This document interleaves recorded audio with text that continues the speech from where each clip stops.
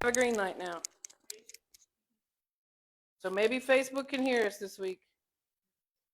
It's hard to believe somebody accused me of being too soft.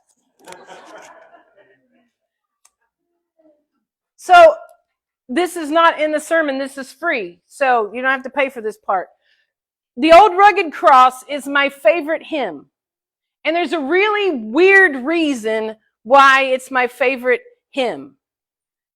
As I got older, it became my favorite hymn because of some of the words. My favorite verse is the third verse because we are a holiness people, and that third verse just brings that home. But when I was a little kid, probably Hezekiah's age, the Old Rugged Cross was my favorite hymn because in the denomination that I grew up in, there was a preacher that was pretty famous. He would draw some pretty big crowds. And he became a friend of my parents. And I remember as a little girl sitting in, back then when church went on for weeks and weeks and weeks, right? And we would be sitting in a revival and the service would be over and there would be hundreds of people gathered to speak to him. And he would part the crowd and he would get down on his knees and he would talk to me. And everybody else didn't matter. And he would get up, and at the end of the service, he would sing, and now we're going to sing my favorite hymn. And his favorite hymn was the Old Rugged Cross. So it immediately became my favorite hymn because he saw me when nobody else would see me.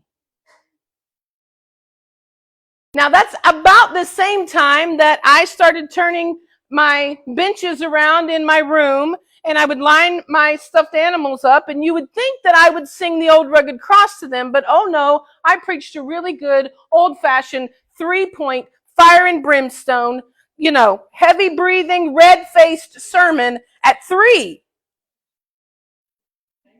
And I remember a lot of people saying, Rachel, girls don't do that. Rachel, you can be a really good Sunday school teacher. Rachel, maybe you'll go into children's ministry. Rachel, you could learn to sing. You guys have heard me sing. God did not give me that gift.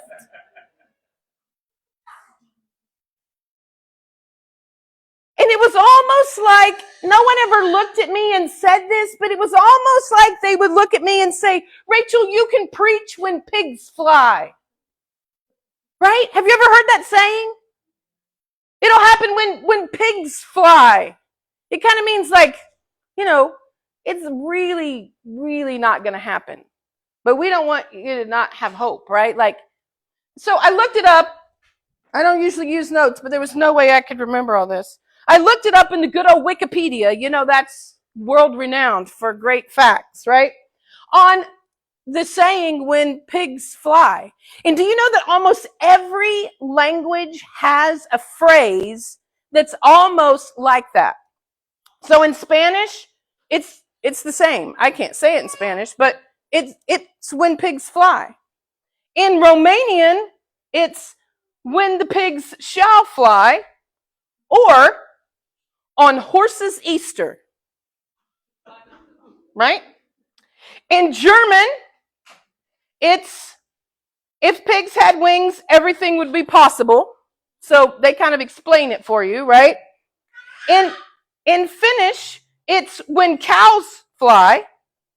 In Swedish, it's identical as English. It's when pigs fly. French is my favorite one. It's when hens have teeth. In Russian, the Russians, when the crayfish whistle on the mountain. Yeah. In Hebrew, it's until donkeys ascend a ladder. And in Arabic, it's tomorrow when the apricots bloom.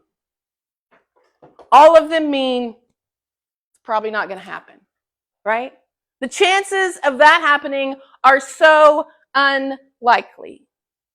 Well, I know Pastor Ed doesn't like to preach in series, but I love to preach in series, right? Because you can build on stuff. You can have people come back. You can I just love series. So last week I preached on being a farmer and we were in Mark, right? Well, do you know that if you keep reading in that story, we come across a story about pigs flying. And today we're going to talk about that for a little bit. Because right after Jesus tells the parable about the 4 soils, he tells a couple other parables that all have to do with farming. And then in Mark, he starts to write about that it comes late in the evening and Jesus is ready to rest and retire. And Jesus gets in a boat and he says, let's go to the other side. This is where there aren't going to be a lot of Jewish people on this side. There aren't going to be a lot of people who knows about what he's doing. So maybe the crowds won't be quite as thick over there. Jesus thinks maybe if we go over there and rest, I can recuperate and we can do this all again. And he gets in the boat with the disciples. And these are guys that most of them were fishermen before. And fishermen kind of live on boats, right? And this storm erupts. 4 different gospels tell about this storm. That's how crazy this storm must have been. And I can't imagine how bad the storm must have been for the disciples to be scared. These are kids who grew up on the water. So for the storm to be so much that they're scared, I love where Jesus is in this point. It says that Jesus is taking a nap in the boat. Now, my husband once slept through a hurricane, so I kind of know how the disciples feel. Like, I remember laying in the hall, and we have this little, portable TV that you, crank the side, right? And I'm watching the news, and the eye of the storm is going over our house where we live, and we've got it all boarded up, and, right? We're so far inland that we know we're not going to get storm surge, and he's snoring. And I'm like, this is not a time to be sleeping. All of our children are in the bathtub, right? They wake Jesus up, and Jesus says, oh, guys, come on. This is what's bothering you? And he looks at the sea, and he says, just calm down, right? And the storm ceases. And I tell you that story because so many times we end the story here, or we pick up the next story in the next part, and we forget to make the gap. Because after Jesus calms the storm, the boat lands in a cemetery. There's a couple things we need to recognize here. First of all, Jews should never land a boat in a cemetery. Okay? They cannot be near dead people. They can't be near dead things. They can't be a part of that. And so the fact that that's where the boat would set land is really a big deal. And for Mark to write that, that's where we're reading it out of today, lets you know that we need to know this is an important part of the story. We also need to know that the next person they're about to encounter in this story is a gentleman who actually lives. He's been banished to the cemetery to live. He has watched this entire process happen. He's been sitting on a tombstone or in his cliff or however he lives there in that. I've never been to the Middle East to know exactly what a cemetery looks like. Something tells me it doesn't look like a South Texas cemetery, right? But he's there and he has watched this storm erupt. He has watched this man step out on the end of the boat. He has watched the seas calm, and then he has watched the boat land right in front of him. Now, this is the first part where I wonder if in this story, the people who banished the man to the cemetery, the people who chained him up, some gospels tell us, I wonder if they looked at this man and said, when pigs fly, he'll be different. When pigs fly, he'll be able to be a part of society. They had no hope in who he was. They had no hope in any redemption for him. The Bible tells us that he was so troubled that it was countless, the trouble that lived inside him. Jesus lands on the shore and he steps out, and immediately the troubles inside this man start to have a conversation with the creator of the universe. And this is where it gets interesting.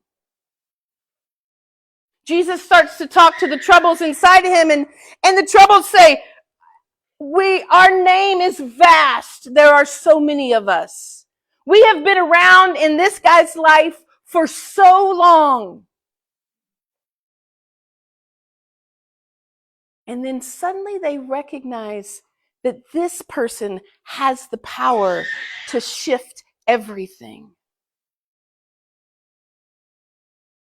Now, when you hear this story in Sunday school, if they tell it at all, this next part, it says that Jesus takes all the troubles that are inside that man and he looks up on the hill.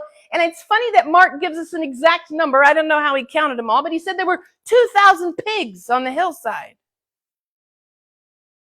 And Jesus takes all the troubles that are inside this man and he casts them inside the pigs. I spent a lot of time in research. I've read a lot of commentaries because that part of the story is really weird to me. First of all, I don't understand why Jesus gave the troubles the time of day to have a conversation with them.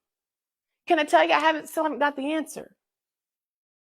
It's proof that some stories on this side of heaven, we just have to trust the faith in them. But here's a couple things I do know. History tells us that he has traveled to an area of that part of the world that at this point are mostly Gentile people.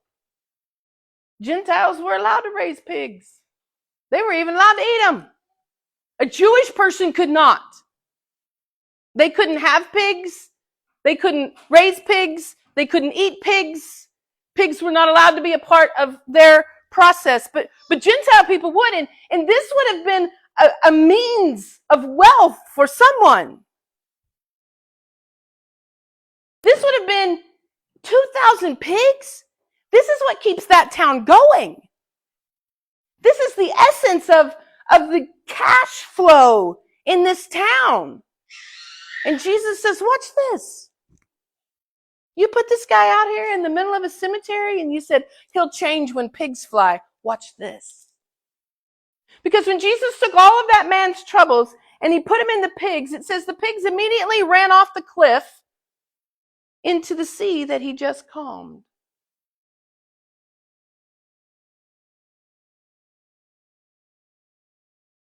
The part that we don't often go back and read is that it says that immediately the man was clean and clothed. We're talking like immediately he could have posed for the J.C. Penney catalog, right? Like he is looking debonair. He's got lines, right? My boys are all about their edges, right? I mean, he is looking fit. I think it's interesting to point that out because there's a couple other places in Scripture where Jesus heals. He even resurrects. He brings people back from the dead and he doesn't clean them up. When Jesus raises Lazarus from the dead, it says that he exits the tomb in his grave clothes and he looks at the people around the graveyard and says, clean him up. But this particular gentleman, Jesus chooses to clean from the inside out. Proof that pigs can fly. Right? There's no question. The outside of this gentleman is reflecting what's going on the inside of him. I wonder if sometimes, I know I've done it. Do I judge a book by its cover? Do I say, well, it matters what they wear, it matters how they dress, it matters how clean they are, to know what's going on the inside? I think this is proof that sometimes that's true and sometimes it's not. Right? The proof in this story is that Jesus had a relationship with the gentleman. He had a conversation. He entered a moment where choices were made. Do you know that's the only way that you can be sure? That you can know? Is you have to be able to to talk to Jesus, and he has to be able to talk back. You have to say, God, I want to be clean. God, I don't want this to be a part of who I am anymore. And do you know that he has the ability to say, watch this? Now, I have seen very few people get new clothes out of it, right? But I have seen people get new life out of it, right?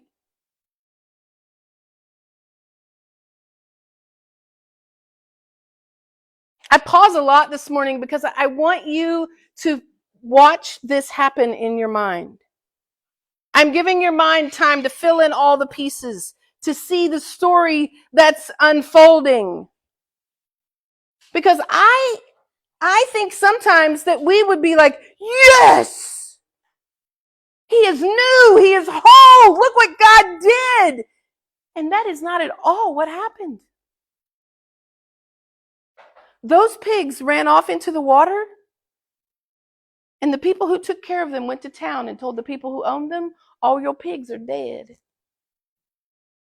And they said, what? And they said, oh, your pigs are dead. But you remember that guy that lived down in the cemetery? That one we couldn't keep chained up? The one that never wore clothes? The one that was so troubled we were scared of him? He looking good. And the people come from the town and ask Jesus to leave. And we say, oh, that's because they're Gentiles. That's because they didn't understand. That's because, no, they were human. And suddenly the value of the dollar became much more important than the value of the soul. A town that should have celebrated that one of its own was healed and new and fresh said, whoever did this needs to get out of town because I just lost money. And we say, shame on them. But how many times have we done it? How many times have we said, I don't know if we really want to reach those people. That's going to cost a lot of money. I don't really know if we want to be a part of the redemption process of that story. That could cost us something.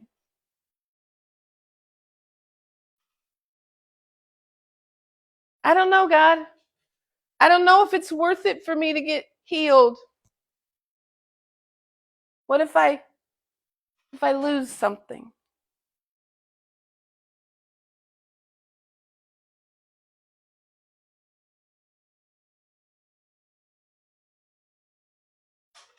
The crazy part here is this is just one day in Jesus' life.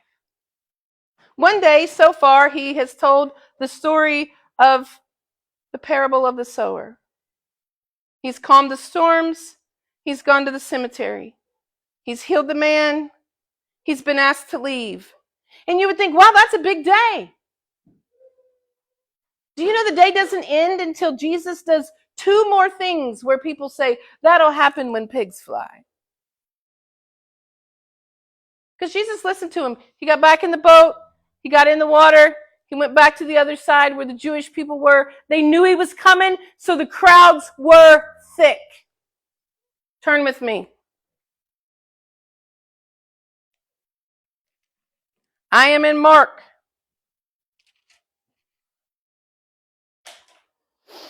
Chapter 5. I'm going to start reading in verse 21. Jesus got into the boat again and went back to the other side of the lake, where a large crowd gathered around him on the shore. Then a leader of the local synagogue, whose name was Jairus, arrived. When he saw Jesus, he fell at his feet, pleading fervently with him. My little girl is dying, he said. Please come and lay your hands on her. Heal her so she can live. I wonder if at this point in the day, Jesus goes, yes, finally someone who believes that pigs can fly.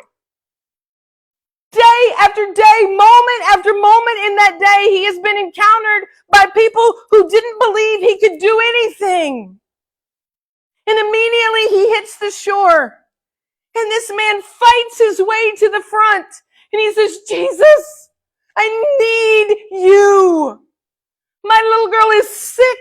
She's 12. She's dying. I need you to come.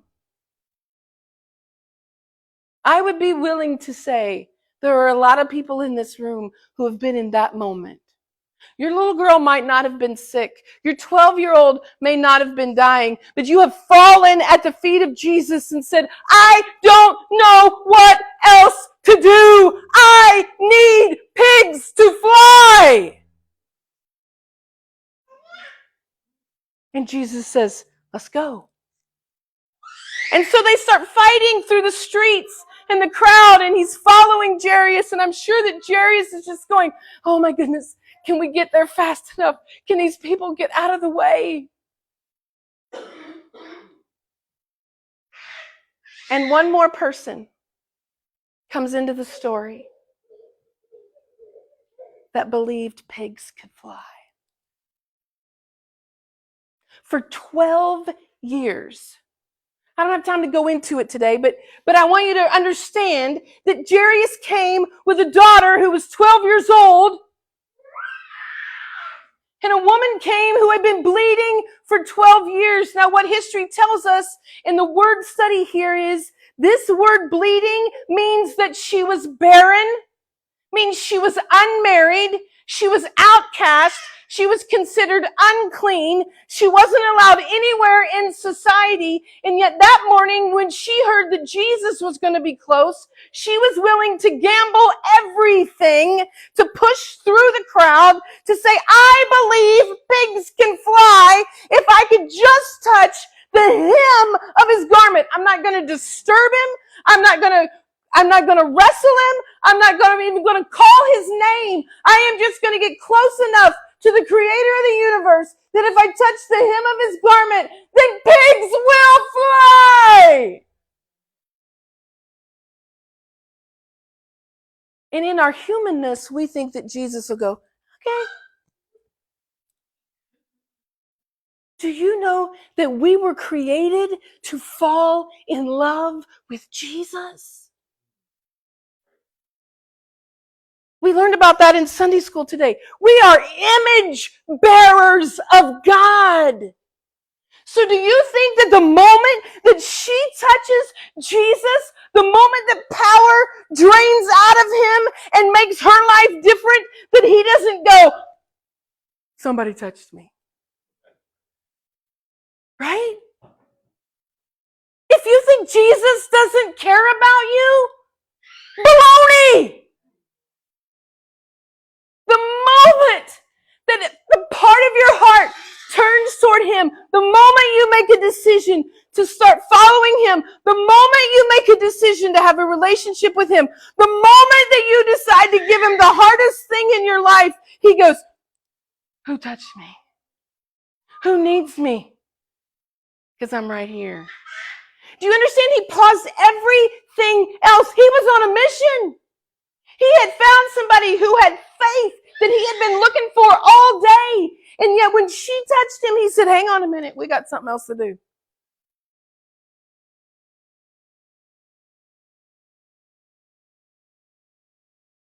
Her boldness here is important. Because he says, who touched me? And the disciples are like, are you kidding me? There are 2,000 people in the streets. How are we going to know who touched you? This is way before social distancing, right? I mean, people are just bumping. And Jesus says, no. I felt power drain from me.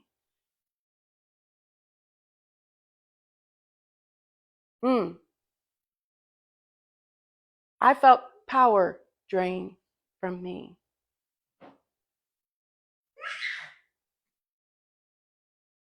She knew that all of those labels that had been on her up until that moment meant that she should have backed away. She should have hid. She should have crawled out. She should have never let anyone know she was there. And yet something inside her knew she was healed.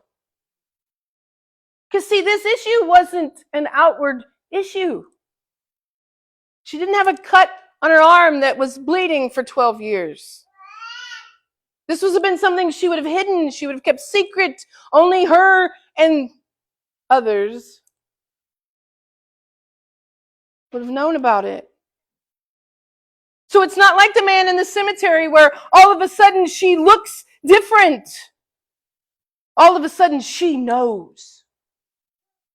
And I hope one day, if you haven't experienced that part of a relationship with Jesus, I hope you do. Because the moment that you know, I am different, this boldness creeps up inside of you. And she said, it was me. It was me. Not knowing at that point there wasn't a mirror. She had no idea what she looked like. She had no idea what had changed. She just knew something on the inside was different. And Jesus wanted to know who she was. And she said, it was me. And he turns around and he says, your faith is amazing. Now, you do get that I'm giving you the Rachel Medlin translation this morning, right? Your faith is amazing. And you are whole. That's good stuff. I don't care if I am the one preaching.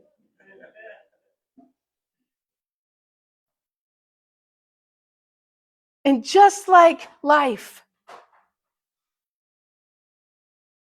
in that moment where there's celebration, in that moment where she understands that everything is different, in that moment where Jesus has put his focus on her, here comes bad news. Sometimes I feel like that's my life, right? Like just the moment that I get my head above water, just the moment that I take a breath, just the moment that Jesus reassures me that everything's going to be okay, there comes this person who says, forget about the next part. She's dead. Like there's not even like sorrow or grace or like the servant is just like, forget the whole thing. She's dead. I used to have a lot of people in my life like that. God taught me what boundaries look like.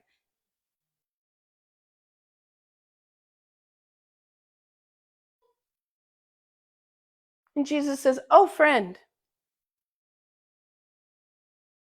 you think pigs can't fly. Watch this. And he says, just take me to her. He picks a few of his trusted followers. That's key here. Sometimes when we are faced with things in life, sometimes when God asks us to walk into the next season, sometimes when we are traveling on a road that seems heavy and overrun and full of death, there are people that we need to gather around us, and it's not everyone. Jesus had 12 disciples. He had 12 people he had called out. He was walking around in a crowd of people, and yet he turned around and he said, you, and you, let's go. And they walk into Jairus' house. And he says, show me. Show me where the little girl is. One translation and one gospel says that he chases out the people that they paid to cry. Right? There's probably some people in this room that would have been a good job for you. Right? I know I would have been a great dramatic crier. Right? Like they weren't even really sad. They were paid to look like they were sad. There's a whole sermon there that I'm going to back away from.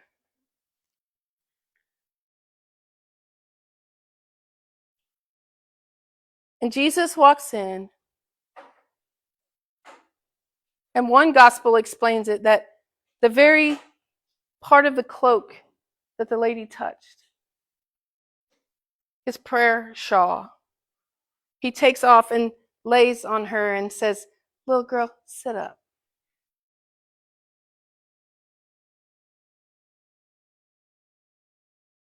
She was dead. Declared dead. Now, we read this story and we're the people who have read the Bible. We've seen her be raised from the dead. We've seen Lazarus be raised from the dead. Who are we kidding? We know Jesus has been raised from the dead. But when you follow this story up into this point, the only people that we know that have been raised from the dead are the ones that they talk about that happened hundreds and hundreds and hundreds of years ago when Elijah and Elisha were prophets. They tell these stories now, hundreds of years later, and we're like, I don't know if that's true or not. That seems a little far-fetched. I don't really know if people can come back from the dead. And Jesus says, oh, you thought pigs couldn't fly. Watch this.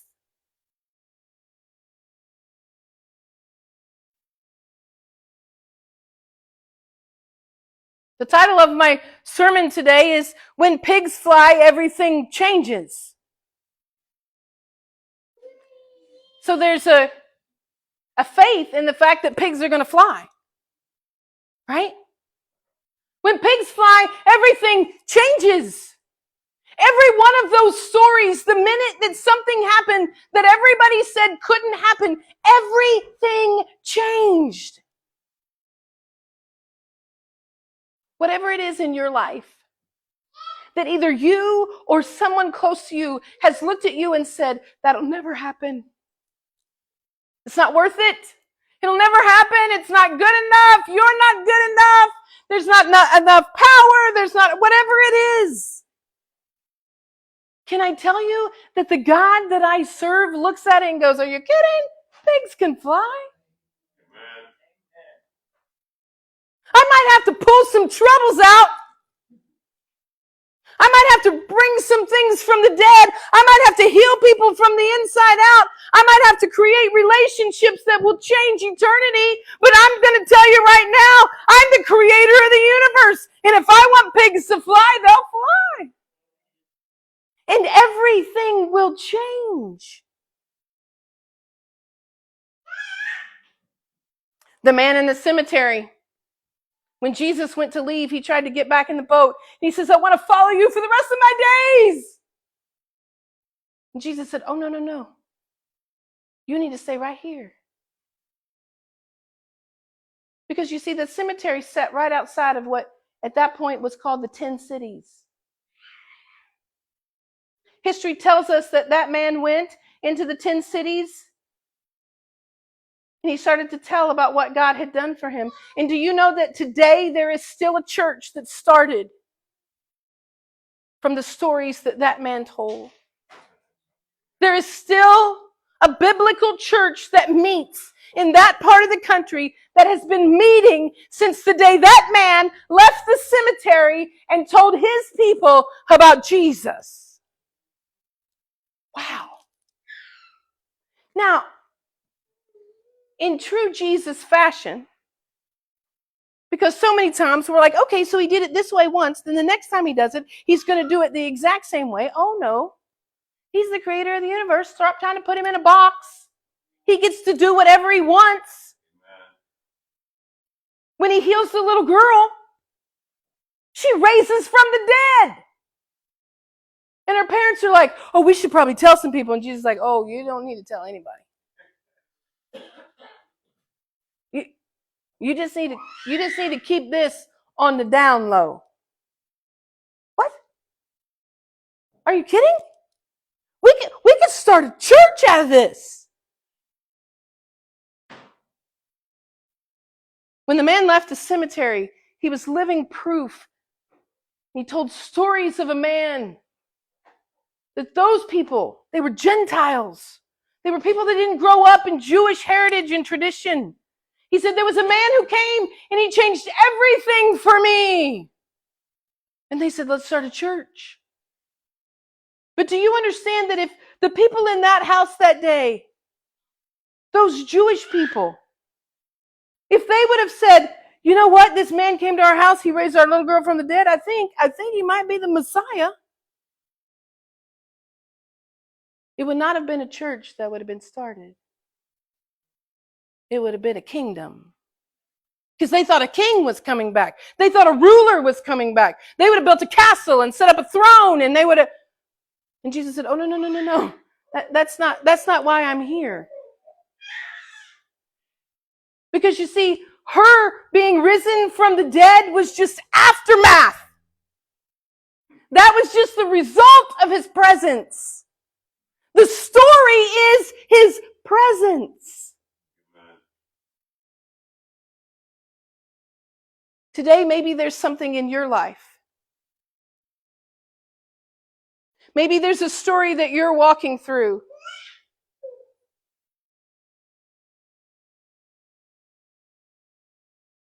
And you've convinced yourself that pigs can't fly. You know that you've heard stories about God. You understand that Jesus can change things, but that stuff is not for you. You're just gonna stick to the book. You're gonna stick to the rules. You're gonna do it. And maybe some of you today, and I know he did for me this week as I studied this sermon. Jesus is saying, but what if? What if you let me in? Because you see, all the beautiful results are amazing. But the change happens when you let me in. The change happens with my presence. Some of you, it's stories in your life that you need to let him into. And some of you, it's your life. You just need to let Jesus in. You've questioned who he is. You've questioned all of this religious stuff. Can I tell you, this isn't religious stuff. This is spiritual, soul-changing, eternity-shifting things.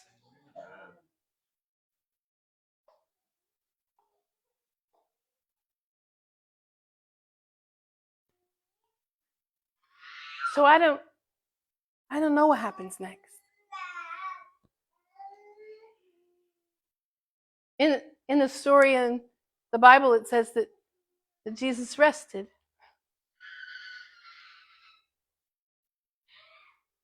Maybe some of you need to let Jesus in and then just rest in who he is. Understanding that he's going to heal or resurrect or change or calm in his infinite power and wisdom. I wonder if the story turned out exactly like anybody thought. I don't think so. From the way that I read it and the way that it's told, I don't think so. Like Jairus thought his daughter was going to get healed before she died. The woman thought that she was going to be able to touch his garment and just back away, and that she wouldn't have to publicly proclaim the power of Jesus. The man in the cemetery, his troubles were so vast. I don't even think he knew what the possibilities were. And the disciples in the boat, I don't think they thought Jesus was going to change the weather.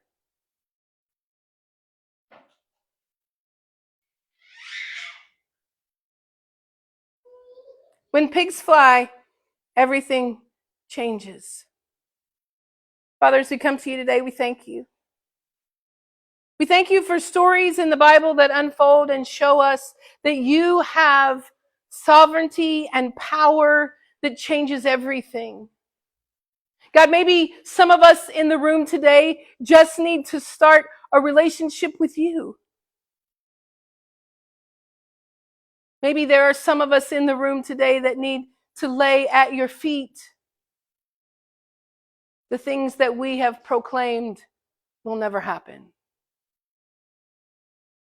God, maybe there are other small parts of this story that you have said, oh, that part was for you. Maybe we need to set boundaries or draw in people who are close. Maybe we need to stand up and proclaim the power of Jesus. God, I understand this sermon stretched far and wide. I knew that before I started. But I also knew there was something magnificent in understanding that all of these things happened in one day. And that every time somebody looked at you and said, that'll never happen, you said, watch this.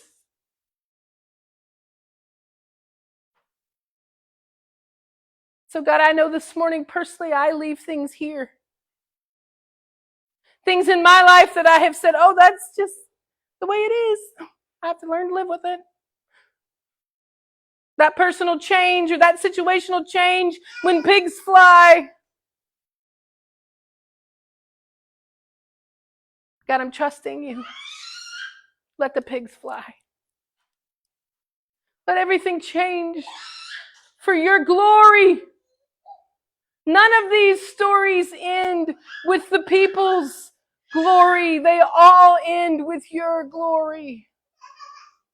So God, we ask, let your glory fall. And may we never be the same. I love you so much. Amen.